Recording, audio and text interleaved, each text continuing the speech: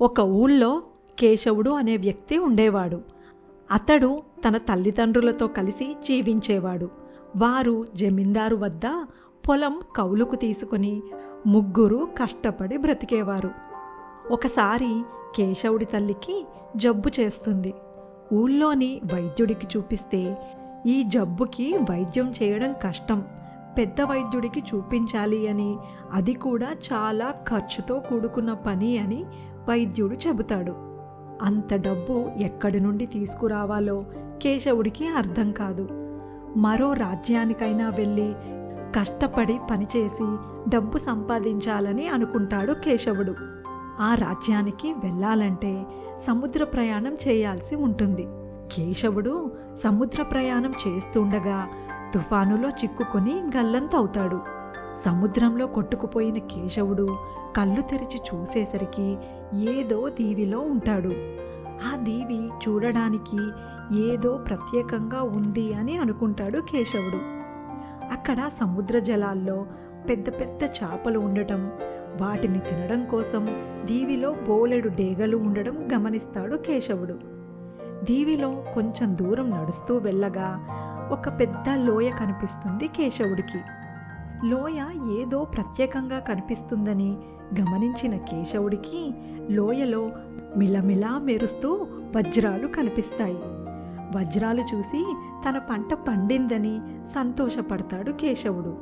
కానీ లోయ నిట్ట నిలువుగా ఉండడం వల్ల లోయలోకి దిగి వజ్రాలు తెచ్చుకోవడం అసాధ్యం అనుకుంటాడు. కళ్ళ ముందు వజ్రాలు కనిపిస్తున్నా తీసుకోలేని దుస్థితిలో ఉన్నందుకు బాధపడతాడు కేశవుడు. ఎలాగైనా వజ్రాలు దక్కించుకోవాలని బాగా ఆలోచించిన కేశవుడికి ఒక ఉపాయం తడుతుంది. సముద్రంలోని పెద్ద పెద్ద చేపలను కష్టపడి పట్టుకుంటాడు. ఆ చేపల మాంసాన్ని లోయలోకి విసురుతాడు. మాంసం కోసం వేచి ఉన్న డేగ రివ్వున లోయలోకి వెళ్ళి మాంసం ముక్కను కాళ్లతో పట్టుకొచ్చి తినడానికి చెట్టు మీద కూచుంటుంది. డేగ చెట్టు మీద వాలగానే కేశవుడు డేగ మీదకు రాయిని విసురుతాడు. రాయి తగలగానే డేగ మాంసం వదిలేసి ఎగిరి వెళ్ళిపోతుంది. డేగ వదిలేసిన మాంసాన్ని పరిశీలించగా దానికి 2 వజ్రాలు అతుక్కొని కనిపిస్తాయి కేశవుడికి.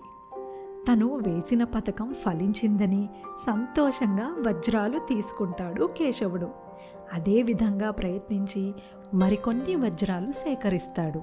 తరువాత కష్టపడి ఒక చిన్న నావ తయారు చేసుకొని అతి కష్టం మీద తన ఊరు చేరుకుంటాడు కేశవుడు. తుఫానులో కొట్టుకుపోయి కేశవుడు చనిపోయాడనుకున్న అతని తల్లిదండ్రులు కేశవుడిని చూడగానే వారి సంతోషానికి అవధులు ఉండవు. కేశవుడు తల్లిదండ్రులకు తాను తీసుకువచ్చిన వజ్రాలు చూపిస్తాడు.